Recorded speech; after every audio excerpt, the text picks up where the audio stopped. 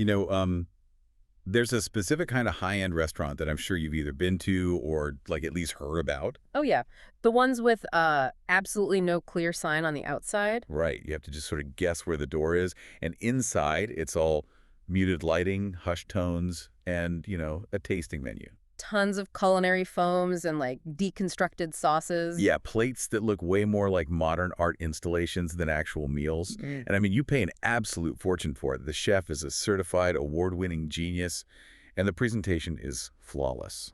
But then you leave that restaurant and you immediately start looking for a drive-through on the way home. Yes, Yeah. because despite all that culinary brilliance, you are still just entirely starving, Spot on. It's a performance of culinary brilliance, but it completely fails at the most basic bottom line function of food. which is to feed you. Right. It doesn't actually feed you at all. It's engineered to be admired from a distance, to win awards, to look good in a photograph, but, it isn't really meant to be consumed and digested. Yeah, and then you contrast that with, like, your favorite local diner. The coffee mugs are chipped, the tables are maybe a little sticky. Zero pretension in those places. None at all. But the meal sticks to your ribs. You walk out actually satisfied. So, welcome to Reformed Thinking. Today we're taking a look at a dynamic that works the very same way. But not with food. Right. Right, not with food, Yeah. with how we communicate truth. We're looking at an address by the legendary preacher Charles Spurgeon. Oh, this is such a good one. It really is. It comes from his lectures to my students, and specifically, we're looking at a lecture titled Anecdotes from the Pulpit. We're pulling our material entirely from this single striking address today. It's just a brilliant piece of source material. I mean, Spurgeon is speaking to a room full of aspiring communicators. Young men studying theology, right? Mm. Preparing to step into pulpits. Yeah, and he's diagnosing a widespread disease among them. He's explaining why so many highly educated, brilliant speakers just completely fail to connect with their audiences. Leaving them essentially starving in the pews. Yeah, starving. And the goal for you, the listener, as we unpack this today, is to uncover how the greatest communicators in history utilized simple, everyday stories, like the chipped mugs, if you will. To transmit the highest theological truths. Spot on. We are going to see why intellectual snobbery is often the absolute biggest hurdle to genuine understanding. I mean, we usually assume that high-level thinking requires a high-level vocabulary, right? That's the default assumption, yeah. But Spurgeon argues the total opposite. He suggests that true communication requires stepping down from the pedestal. He actually quotes Martin Luther. Oh, the bit about sinking down. Yeah, Luther said a preacher must sink deep down to the listener's level. I want to start right there, actually, because sinking deep down almost sounds like an insult, or at least like a concession. Doesn't that mean we're just compromising the message? I mean, that's a natural fear, isn't it? And it's what Spurgeon tackles immediately. That phrase, sinking deep down, is kind of the crux of his whole argument. How so? Well, Spurgeon opens his case by taking aim at a group he calls the prudes of the pulpit. The prudes of the pulpit. I love that phrasing. It's so biting.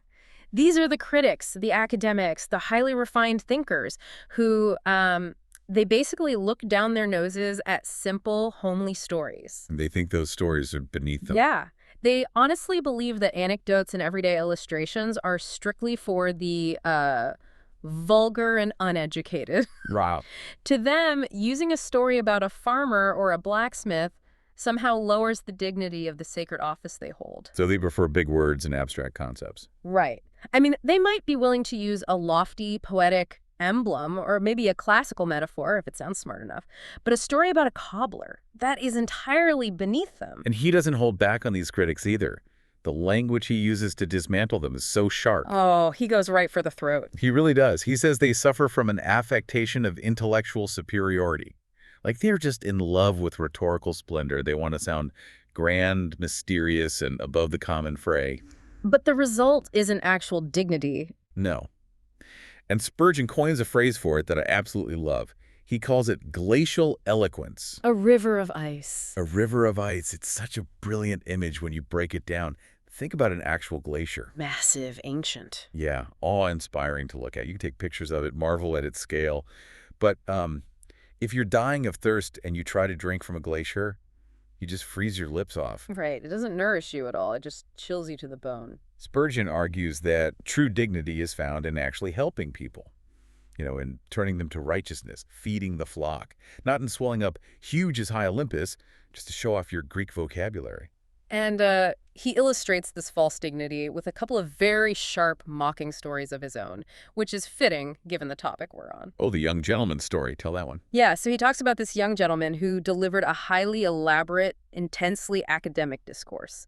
And afterward, someone told this young man that out of the whole congregation, maybe 5 or 6 people actually understood a single word he said. And the guy's reaction is just wild. Yeah. He took it as a compliment. He literally thought it was a tribute to his towering genius that only an elite fraction of the room could comprehend him. Which is just staggering to think about. It reveals a total misunderstanding of what speaking actually is. Yeah, if your goal is to communicate and only 5 people understand you, you haven't succeeded at a high level. You have failed completely. But his ego was so wrapped up in sounding intelligent that he missed the point of opening his mouth in the first place. He wasn't there to feed them. He was just there to be admired. Spot on.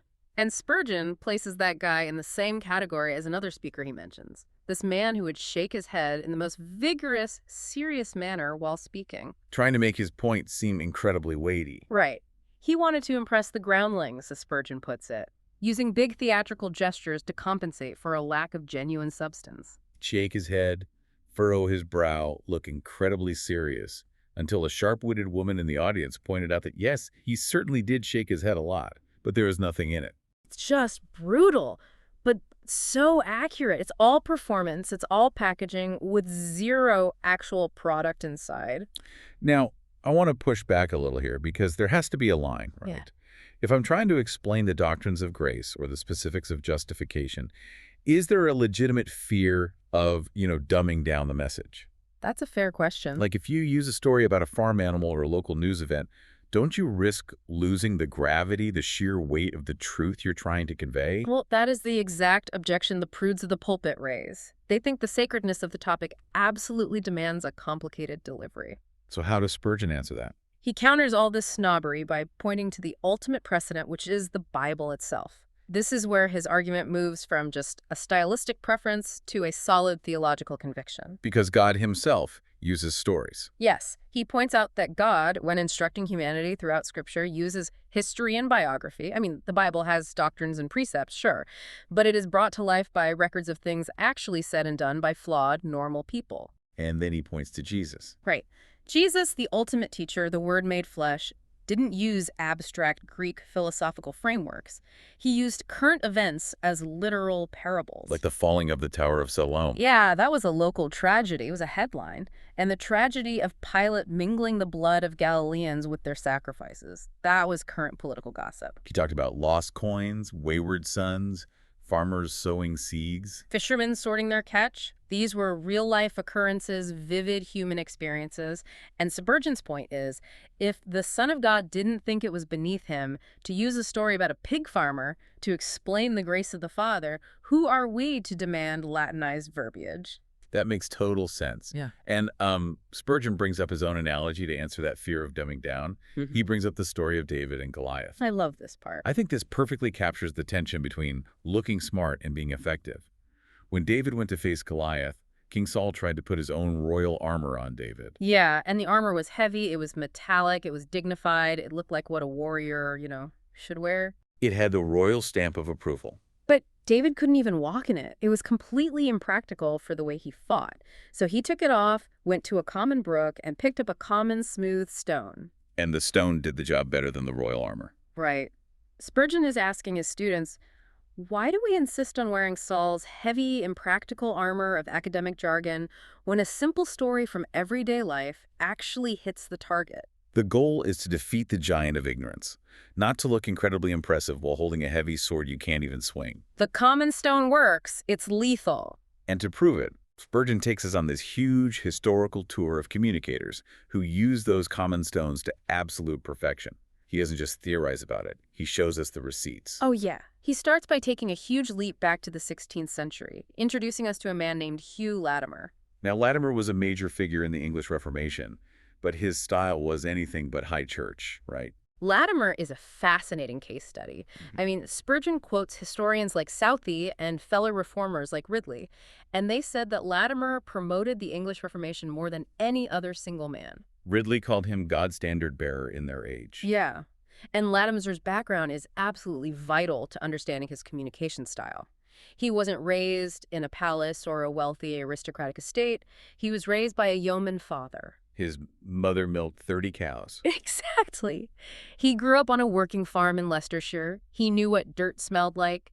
He knew what physical labor felt like. He was a man of the soil. He implicitly understood the language, the anxieties, and the humor of the working class. And Spurgeon says his sermons were seasoned with a homely humor that came straight from that farmhouse upbringing. And the response from the public was just insane. Spurgeon notes that people would rush into the churches to hear him, literally breaking the wooden pews in the stampede. It's incredible to picture that, people breaking furniture just to hear a sermon. They were so desperate, so eager to hear a man speak about God in a language they could actually digest, that it caused physical damage to the buildings. Let's look at the actual stories Latimer used to cause that kind of reaction. The first one Spurgeon highlights is a story Latimer called The Friar's Man and the Ten Commandments. Walk us through that one. So the story goes that there was a friar who was incredibly lazy with his preparation. He constantly preached the exact same sermon about the Ten Commandments. Just week after week. Week after week. He preached it so often that the locals started calling him Friar John 10 Commandments. Which, as far as historical nicknames go, is pretty brutal. It really is. So the friar's servant, who has to listen to this guy every single week, goes to him and advises him to preach about literally anything else because he's tired of hearing his master mocked in the streets. And the friar does not take that well. No, he gets defensive.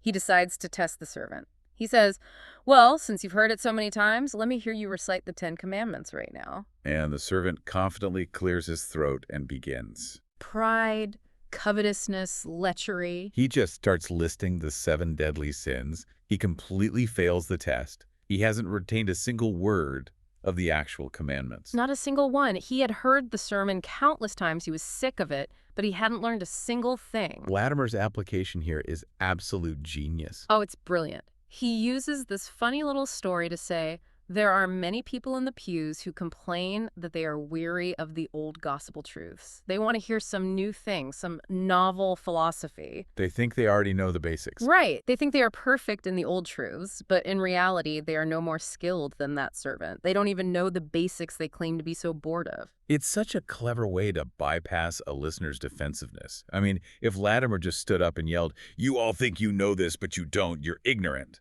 everyone would immediately cross their arms and tune him out. For sure. They'd just shut down. But by making fun of the friar's servant, he gets the audience laughing at this foolish guy. And then, while their mouths are open in laughter, he turns the mirror on them. It's like a rhetorical Trojan horse. That's a great way to put it. Another story Latimer used was St. Anthony and the Cobbler. Well, I want to pause on this one, because I have a bone to pick with how we might interpret this today. Walk us through the story first, and then I want to ask about the implications for the common people hearing it. Sure. It's a remarkable story, especially given the historical context of the Catholic Church at the time and the rising Protestant Reformation. So St. Anthony was a famous ascetic monk. He lived out in the desert, right? Yeah, he lived alone in the wilderness, eating barely anything, living in an incredibly hard, strict life of deprivation. And the common, unquestioned belief of that era was that this monastic isolation was the highest, holiest, most perfect form of Christian living. If you were really serious about God, you went to the desert. Right. But in Latimer's story, a voice from heaven tells Anthony that despite all his fasting and isolation, he is not as perfect as a regular, everyday cobbler living in the busy, noisy city of Alexandria. So Anthony, probably feeling a bit insulted and highly curious, takes his staff, hikes out of the desert into Alexandria, tracks down this specific cobbler, and demands to know how he spends his time. He fully expects to find this guy performing extreme spiritual feats, maybe sleeping on nails or giving away every penny he earns. Yeah, and the cobbler is just completely confused by the monk's intensity. He basically says, "I have no great works to boast about. My life is incredibly simple." He tells him, I wake up, I pray for my city and my neighbors, I sit down at my bench and do my labor. I earn my living without deceit or falsehood, I keep my promises, and I spend my time with my wife and children, teaching them to fear God. That's it. That's his whole life. That's it. It's so painfully ordinary. But here's my pushback. If you stand up in front of a bunch of 16th century farmers and tradesmen and tell them, hey, your ordinary job is just as holy as a monk praying in the desert, doesn't that risk making them lazy? How do you mean? Like, doesn't it give them a free pass to ignore spiritual disciplines? If milking my cows is holy, why do I need to pray or read the scriptures? Ah, that's a really good question. And it hits on the tension of the Reformation's view of vocation. See, Latimer wasn't telling them that spiritual disciplines didn't matter. Notice the cobbler still prays for his city and teaches his children the fear of God. Right, he isn't totally secular. Exactly. What Latimer was dismantling was the two-tiered system of Christianity, where the religious professionals were holy and the regular workers were just secular peons. Oh, I see. Latimer's point was revolutionary. He was telling the farmers, the merchants, the mothers in his audience that upright living in their daily mundane vocation was an act of worship. He elevated the dignity of common labor. So it didn't make them lazy? It imbued their sweat and dirt with sacred purpose. Yes, you can see why they broke the pews trying to hear him. For generations, they had been told they were second-class citizens in the kingdom of God because they had to work for a living. And here comes Latimer, smelling like Leicestershire dirt, telling them that their everyday lives mattered. He was validating their existence. That is a heavy, beautiful thing. It really is. And Latimer also used a story about the danger of prosperity. Oh, the sinking house? Yes. It features a bishop who is traveling and stops to visit a wealthy house. The host of the house is bragging at dinner about having no troubles. He says he has no vexations, plenty of money, perfect health, and absolutely no inward or outward struggles. Life is just a breeze. And then the bishop's reaction is incredibly telling. He immediately orders his servants to saddle the horses. He flees the house in a panic, stating that God must not be there if there is absolutely no temptation, no cross to bear, and no struggle. And the story goes that as soon as they ride away, the house literally sinks into the earth. It's a dramatic, highly visual, almost fairy tale-like narrative. It sounds like something out of Brothers Grimm. It really does. But Latimer uses it to drive home a very specific theological point drawn straight from the book of James. Blessed is the one who endures temptation. Right. Latimer was speaking to suffering, struggling, overtaxed listeners. By telling this story, he was teaching them not to envy the easy, comfortable lives of the corrupt, wealthy class. He was saying, your struggles are actually proof that God is working on you. That wealthy guy with zero problems, his house is about to sink. It gave the poor a framework to understand their suffering. Okay, so Latimer is our rustic, farm-raised storyteller, the smooth stone from the muddy Leicestershire brook. But Spurgeon doesn't stop there. No, he anticipates the objection from his students. Well, that works for farmers, but what if my audience is highly educated? Right. So he takes us forward a century to Jeremy Taylor. Now, Spurgeon calls Taylor Latimer turned into Latin. The style is completely different. Very different. Where Latimer talked about cows and cobblers, Taylor lived among the philosophers of Greece and Rome. Jeremy Taylor was a highly classical thinker. He was speaking to a much more patrician, educated, aristocratic audience. And Spurgeon describes Taylor's language as being like a king's palace full of rare, exotic treasures. He would reference obscure stories from ancient Greek and Roman writers as if everyone in the room already knew them. His vocabulary was elevated, his sentences were complex. But Spurgeon's point is that the method was identical. The raw material changed, but the architecture was the same.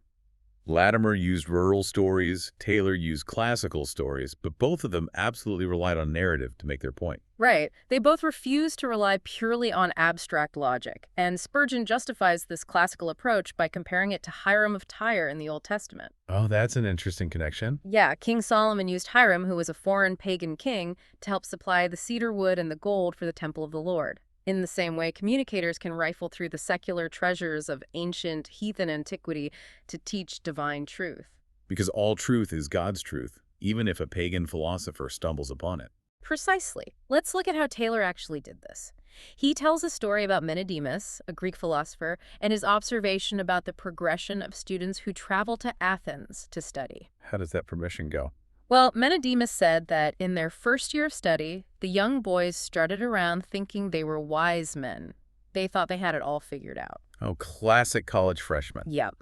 In the second year, the illusion started to crack, and they realized they were just philosophers, lovers of wisdom, but not actually wise yet. A little slice of reality hitting them. By the third year, their confidence had dropped further. They were merely orators, just talking about things they didn't fully grasp. And finally? By the fourth year, they realized they were just plebeians who understood nothing but the vastness of their own ignorance. That is just the perfect description of the Dunning-Kruger effect, centuries before psychologists actually named it. Oh, absolutely. The Dunning-Kruger effect is that cognitive bias where people with low ability or limited knowledge overestimate their competence. It's the classic sophomore mentality. You take one intro to psychology class, and suddenly you're diagnosing your entire family at Thanksgiving. Yes. But the further you go, the more you learn, the more the horizon of what you don't know expands, until you feel like you know nothing at all. And Taylor applies this ancient observation about Athenian students to the progression of religion in a person's life. How so? He says people often start out violent, loud, and active, thinking they have flawless theology and know everything. They're ready to argue with everyone. But as they progress, as they actually mature and encounter the holiness of God, they often cool down. They realize their infirmities. Right. Their loud confidence is replaced by a quiet, humble reliance on grace. Taylor used a classical anecdote about pagan students to brilliantly diagnose a spiritual condition in his own church. He also used a short, punchy story about a proud man. This guy was so overjoyed that he had supposedly been cured of his pride that he ran home to his wife, Dionysia. Oh, yeah, and he boasts loudly about how incredibly humble he is now. "Behold, I have laid aside all my pride," he shouts. Completely unaware that boasting about your own humility is the ultimate, undeniable proof of your pride. It's a great little psychological mirror. You can't brag about being humble without instantly destroying the humility. It defeats the premise immediately. But the one that really stood out to me from Taylor is the story of Diogenes and the young man. I think this is one of the most incisive psychological observations in the entire lecture. It's a brilliant one. So Diogenes was known as a very severe, cynical philosopher who lived in a barrel and carried a lantern looking for an honest man. Quite the character. Yeah. One day, he spots a young man coming out of a tavern, which at the time was a place of severe ill repute. The young man sees Diogenes looking at him, panics, gets incredibly embarrassed, and instinctively steps backwards into the tavern to hide in the shadows. And Diogenes calls out to him, "The more you go back, the longer you are in the place where you are ashamed to be seen." It's just devastating logic. The psychological accuracy of that is just incredible. It is so perfectly applicable to modern habits and human nature. Think about it.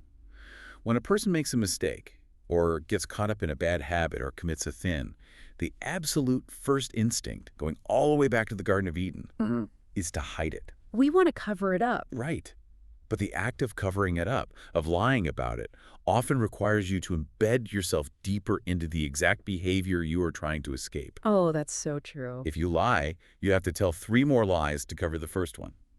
If you have a secret addiction, the shame makes you isolate yourself, which feeds the addiction further. The cover-up becomes worse than the crime, and you are trapped in the shameful place even longer. Taylor took a random story from ancient Greece about a guy dodging a philosopher in the street and used it to perfectly illustrate the destructive, trapping nature of concealing our faults. It's a phenomenal insight, and it proves Spurgeon's thesis entirely. The source material for your stories doesn't matter nearly as much as the utility of the story. Right. Whether you're drawing from a Leicestershire dairy farm or the marble streets of ancient Athens, a good story is a window that lets the light in. The light is the truth. The story is just the glass. I love that. The story is just the glass. Well, this brings us to the 17th century, the era of the Puritans. Now, historically, the Puritans have a reputation for being dense, overly analytical, and dry. Yeah, that's the stereotype. But Spurgeon clearly views this period as the absolute peak of illustrative preaching. He focuses heavily on 2 men to start, Thomas Brooks and Thomas Adams. Let's talk about Brooks first. Okay, yeah. Spurgeon says Brooks had the unique ability to float his meaning on a flood of metaphor without drowning the doctrine. That balance is incredibly hard to strike. It is. And it's why Brooks is so highly regarded by Spurgeon. Many speakers start using metaphors, and they get so enamored with their own cleverness, so lost in the imagery, that the audience completely forgets what the actual theological point was. The metaphor drowns the meaning. Right. It's like a heavily frosted cake where you can't even taste the actual cake. But Brooks kept the truth floating clearly on the surface. He used emotion and history to buoy the doctrine, not sink it. Spurgeon gives a few rapid-fire examples of Brooks's style, right? Starting with a very emotional one. Yeah, there is the story of a minister named Mr. Welch weeping uncontrollably at a table. When someone asked him why he was crying, he said it was because he could not love Christ enough. It's a striking image. A grown man breaking down at a meal. And Brooks uses this to show that true devotion always feels inadequate to the object of its affection. If you truly grasp the magnitude of grace, your own love will always feel like a tiny drop compared to an ocean. Yes. Then there is the historical story of Philip II, King of Spain. Oh, this is a great one. He spent 3 massive, incredibly expensive years building the invincible Spanish Armada to conquer England. And when he finally received the news that the entire fleet was lost, Destroyed by storms and the English Navy, his reaction was shocking. He didn't fly into a rage. He displayed a submissive silence. He commanded that all over Spain they should give thanks to God that the disaster was not even worse. which is an insane level of composure. I get mad when my internet drops out for 10 minutes, and this guy lost the greatest naval fleet in human history and just said, well, it could have been worse. Right. And Brooks pairs that historical reality with a story about Seneca and Caesar. Seneca told a complaining friend that he had absolutely no right to grumble about his daily afflictions as long as the Emperor Caesar was his friend. If you have the favor of the most powerful man on earth, who cares if your shoes are tight? Exactly. Brooks takes that political reality and applies it spiritually. If a person rests in divine favor, if the sovereign God of the universe is their friend, they can bear worldly afflictions quietly. They can lose an armada and not lose their peace. He also quotes Sir Philip Sidney, a famous military commander who was shot in battle. While the surgeons were cutting the bullet out of his body without anesthesia, mind you, people standing around were pitying him and crying. And Sidney looked at them and said, "Though I groan, yet I bless God I do not grumble." Brooks takes that historical moment of agony and coins a phrase that just sticks in your mind. God allows his people to groan, though not to grumble. I want to dissect that for a second. The difference between groaning and grumbling. It's an important distinction. Groaning is the physical or emotional acknowledgement of pain.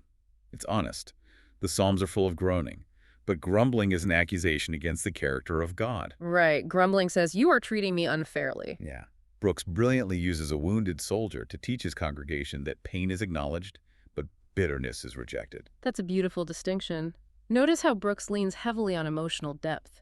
Tears at a table, submissive silence after a catastrophe, groaning in battle. He pulls on the heartstrings. But Spurgeon immediately contrasts him with Thomas Adams.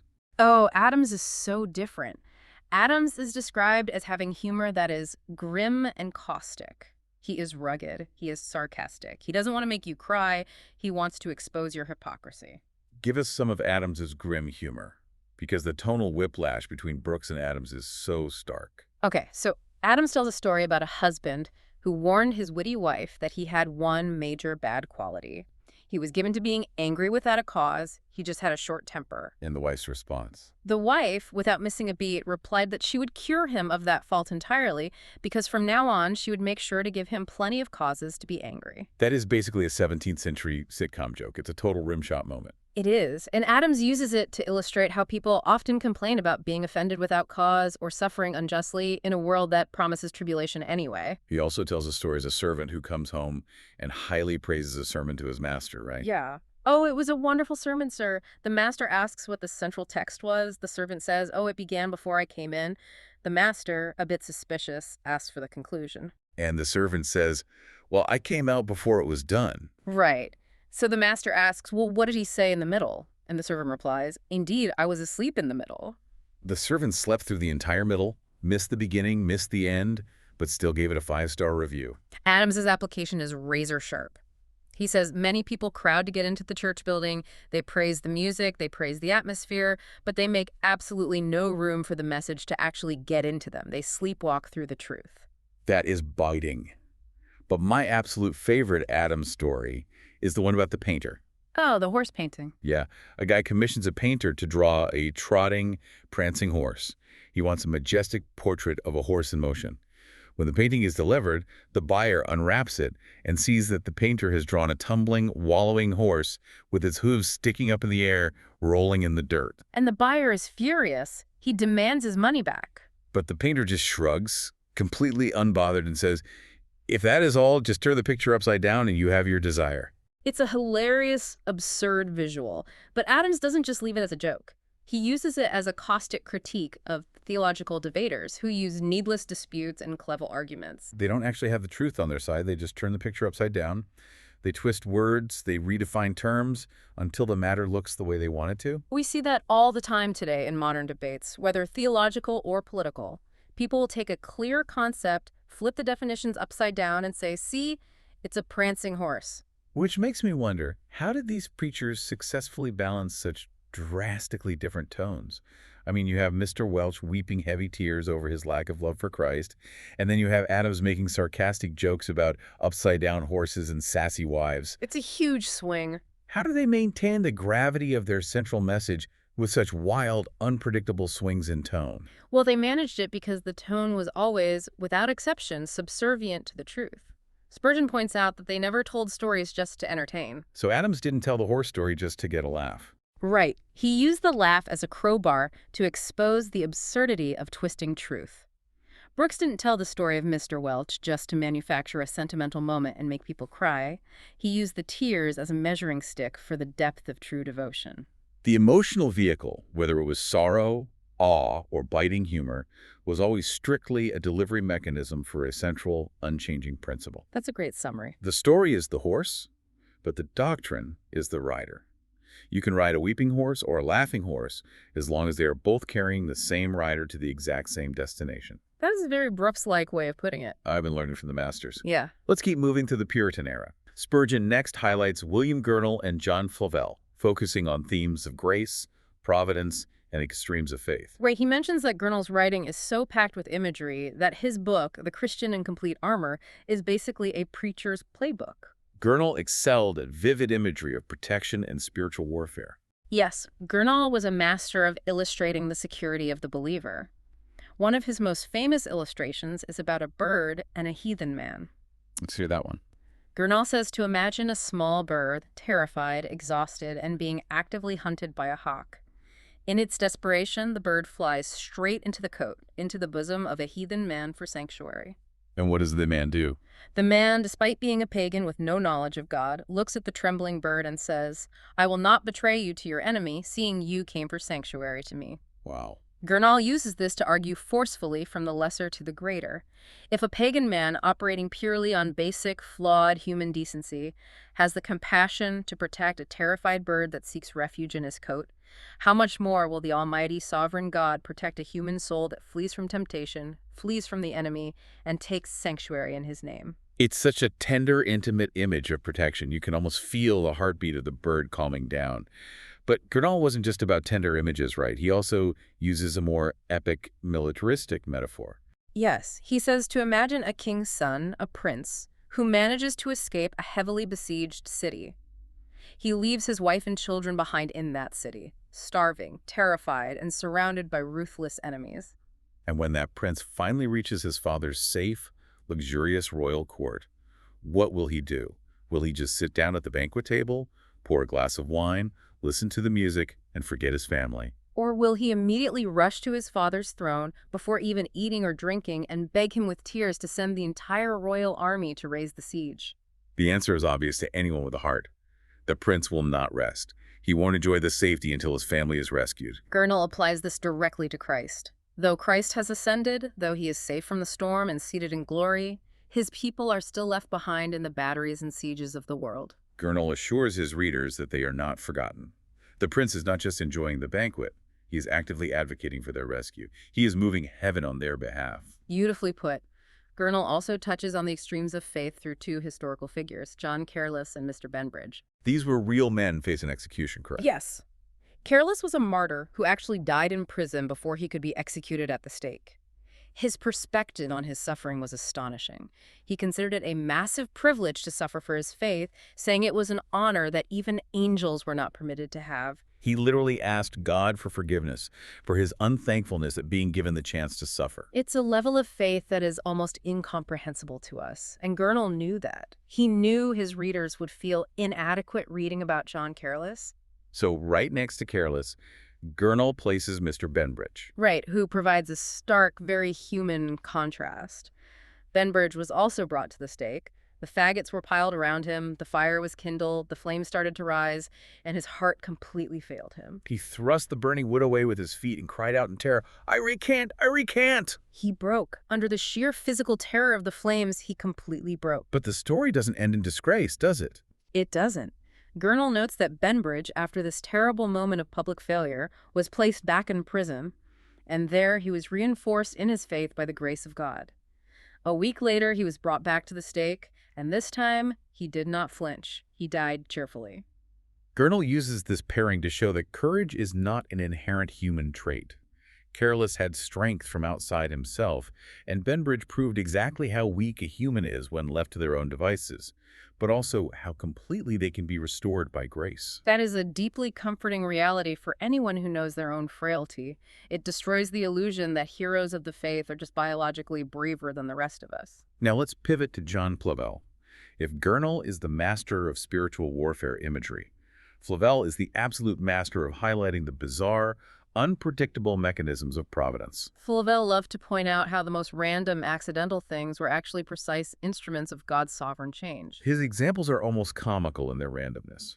He tells of a minister in Wales who was somewhat lackadaisical, not taking his spiritual job very seriously.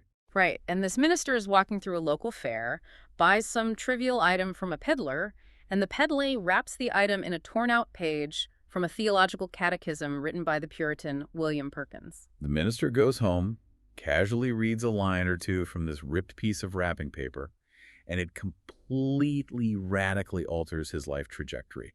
It convicts him deeply. A piece of trash, a literal piece of discarded paper used to wrap a trinket, changes the man's heart. It's the ultimate proof that the messenger doesn't have to be impressive for the message to be effective. Flavel also tells the story of a man named Mr. Bruin.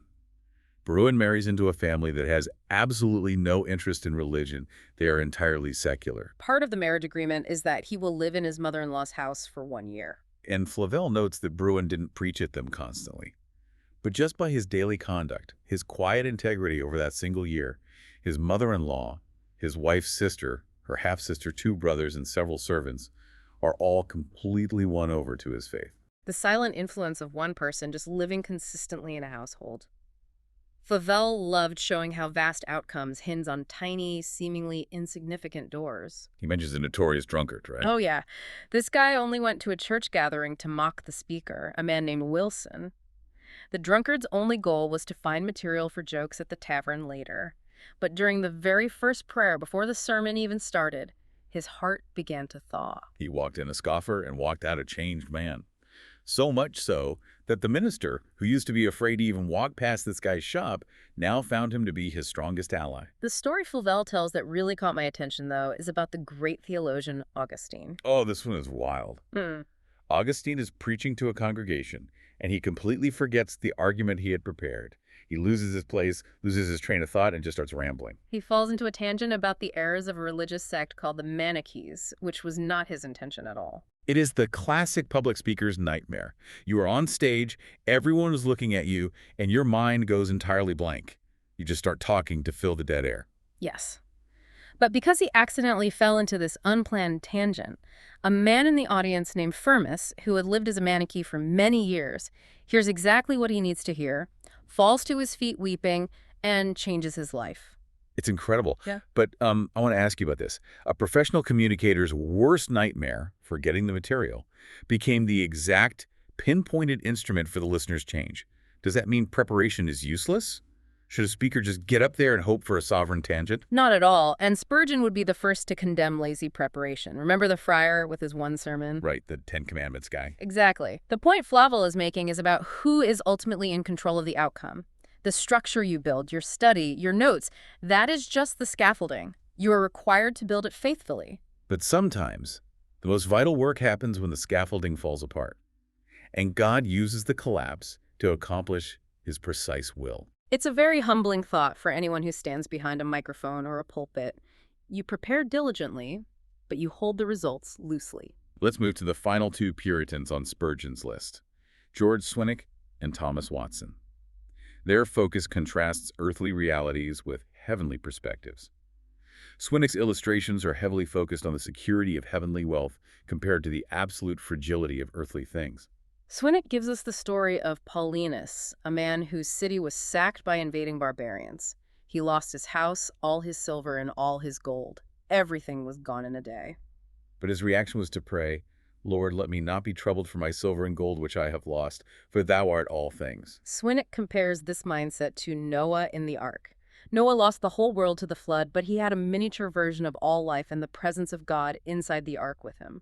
Swinnock argues that a person who has the source of all mercies, God himself, should not panic when a few drops of earthly comfort are taken away. He also uses a historical contrast with Queen Elizabeth. When Elizabeth was young, before she was queen, she was imprisoned. Right. She looked out the window of her prison and saw a poor milkmaid singing while she worked. Elizabeth bitterly envied the milkmaid's freedom and simple life. But Swinnock points out that if Elizabeth had known she was about to have a glorious, unrivaled reign for 44 years over a massive empire, she never would have wasted a second envying a poor milkmaid. He uses this to tell his audience to stop envying the temporary pleasures of those who do wrong, because you have a royal, eternal future waiting for you. It's an argument about perspective. It is. Swinnock also tells a very touching, almost harsh story about a young child, maybe 8 or 9 years old, who is starving during a famine. She looks at her mother and asks if God will starve them. The mother, trying to be comforting, says no. But the child replies, "But if he do, yet we must love him and serve him." Swinnock calls this the language of a well-grown adult in the faith. It acts as a refining fire. It tests whether a person loves the provider for who he is, or simply for the groceries he supplies. He also tells one about the French Duc de Lava. The king asks the duke if he saw the recent spectacular solar eclipse.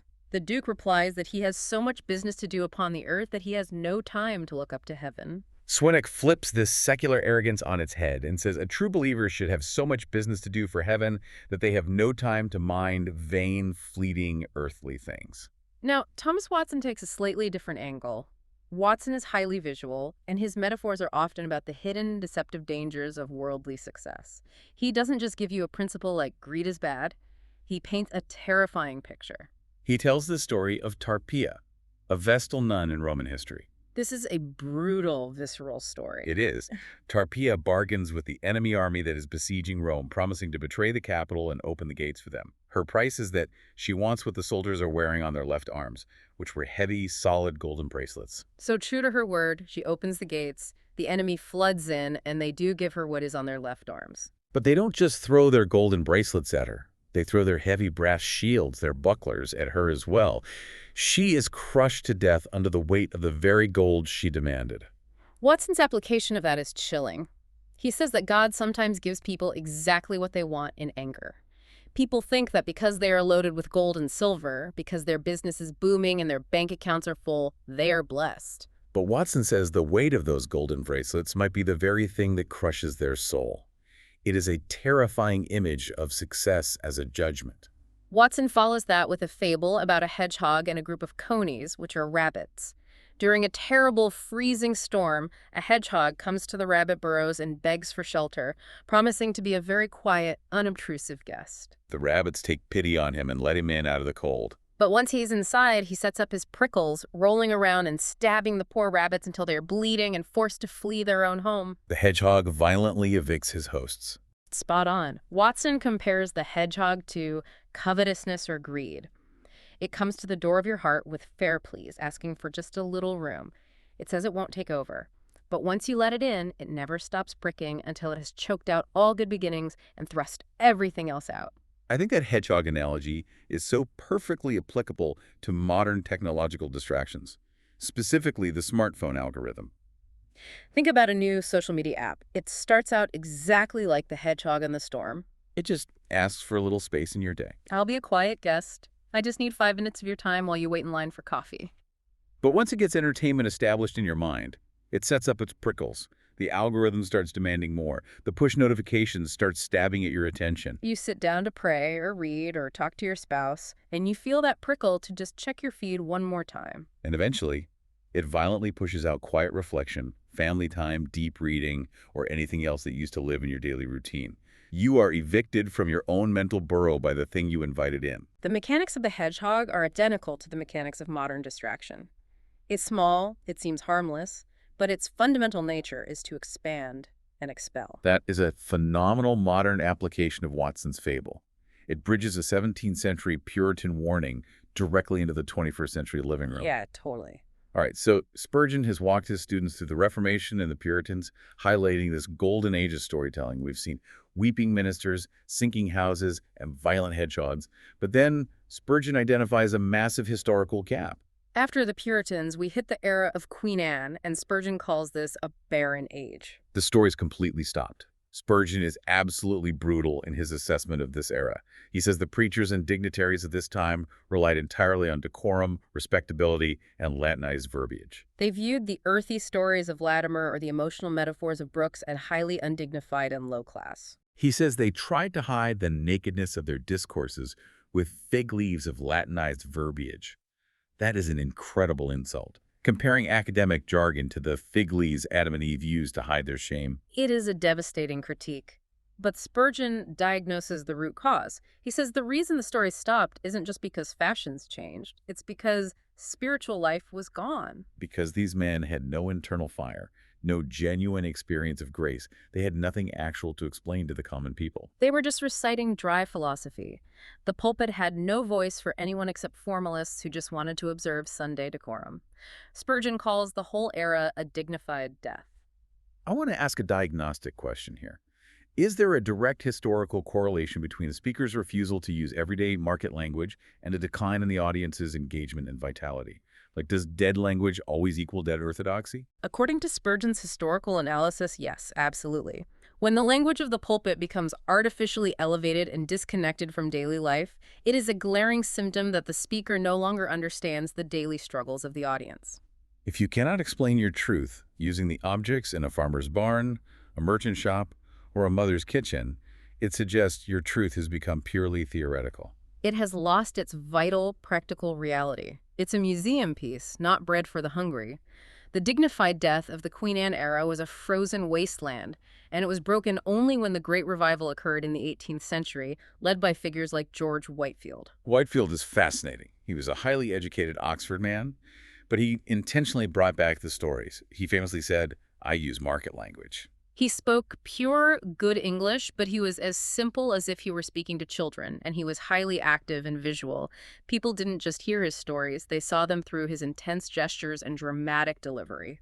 Spurgeon gives us a few of Whitefield's punchy, aggressive anecdotes. There's the story of a nobleman who kept 2 chaplains on his payroll. Right. He had a deistical chaplain. Someone who believed in a distant, uninvolved creator who doesn't interfere in daily life for his own intellectual amusement, and a Orthodox Christian chaplain for his wife. But when the nobleman was lying on his deathbed, terrified of the unknown, he looked at his deistical chaplain and said, "I liked you very well when I was in health, but it is my lady's chaplain I must have when I am sick." Because theoretical, distant philosophy is fine on a sunny day when you're healthy and wealthy, but when the storm hits, when death is in the room, you need something solid. You need a God who actually intervenes. Whitefield also told a story about a man who was never satisfied, illustrating the absurdity of greed. The man started low. First he wanted a small house, then he got it and he wanted 2 houses, then 4, then 6. Once he finally had 6 houses, he told his friend, "I think I want nothing else. I'm finally satisfied." And his friend replied, "Yes, you will soon want another thing. You will want a hearse and 6 to carry you to your grave." It is a sobering reality check on ambition. You spend your whole life collecting real estate, and the only piece of property you'll actually keep is a 6-foot plot of dirt. Whitefield had a knack for puncturing human pride like that. He told another story about a woman who was absolutely charmed by a preacher named Dr. Manton. She went up to him after a service and said, "Oh, sir, you have made an excellent sermon today. I wish I had your heart." And Dr. Manton, knowing his own internal sinfulness, replied, "Good woman, you had better not wish for it, for if you had it, you would wish for your own again." The best of men see themselves in the worst light. Manton knew his own internal flaws, even if the audience only saw the polished, holy exterior. Whitefield used these stories to bypass the intellectual defenses of his audience. He didn't argue with them about ambition, he just showed them a man asking for 6 houses and ending up in a hearse. The image does the work of 1,000 logical syllogisms. This brings us to the final era in Spurgeon's historical tour, the 19th century, arriving at the great evangelist D.L. Moody. Now, Moody had a style that was highly emotional, incredibly immediate, and very different from the Puritans. Moody was working in a vastly different context. He was speaking to massive industrial-age crowds in both America and Europe. He didn't have time for elaborate classical setups or drawn-out metaphors about Spanish armadas. His stories hit like a hammer. Spurgeon notes that Moody was constantly preaching, moving rapidly through campaigns and using anecdotes to fasten nails securely into the conscience of his listeners. Let's look at a few of Moody's nails. The first one is absolutely heartbreaking. It's about a mother who had an idiot child, a child with severe cognitive disabilities. She gave up all society, rejected all personal comfort, and devoted her entire life to this child. After 14 years of round-the-clock, exhausting care, the mother bursts into tears and says, "I have tended it and loved it, and it does not even know me. It is breaking my heart." Moody takes that agonizing, deeply relatable human experience of unrequited love and applies it to his audience. He asks how many of them have been cared for, fed, and protected by God their entire lives, yet still do not even recognize him, let alone thank him. The emotional weight of that story forces the listener to confront their own ingratitude. It's not a theological treatise on total depravity. It's a gut punch. Moody also used a story from Belfast about a leading surgeon.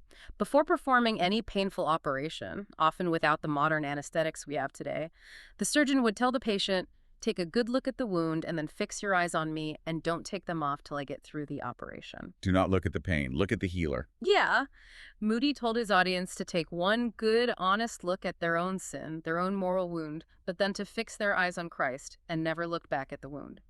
It is better to look at the remedy than the problem.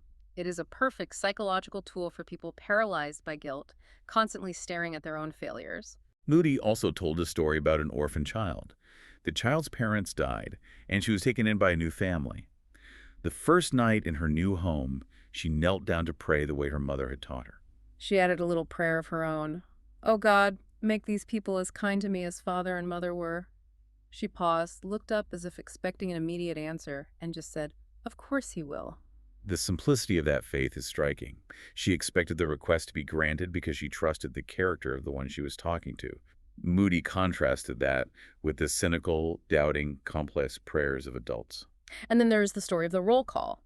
A soldier is lying on his deathbed during the Civil War. Suddenly, he puts up his hand and says, "Hush, they are calling the roll of heaven, and I am answering to my name." He whispers, "Here," and passes away. It is a story of total, unflinching assurance in the face of death. But Moody balances it with a story of total unpreparedness. He tells of a wealthy man who was dying unexpectedly. He calls his lawyer to frantically draw up a will. He wills his property, his houses, his money. When he gets to his wife and child, he says he wants them to have the home. But the little child standing near the bed asks, "Papa, have you got a home in that land you are going to?" The arrow reaches the heart, but it is too late. The man had made a will for everything on earth, but he had made absolutely no preparation for his soul. He had no home beyond the grave.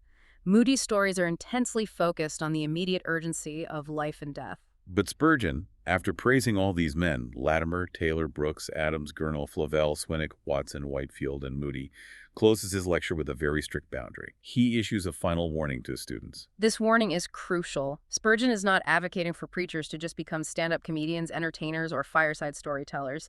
The anecdote must always, always remain subordinate to the design. The goal is not a round of applause. The goal is conversion and truth. Spurgeon says an illustration should be a window that lets light into a room.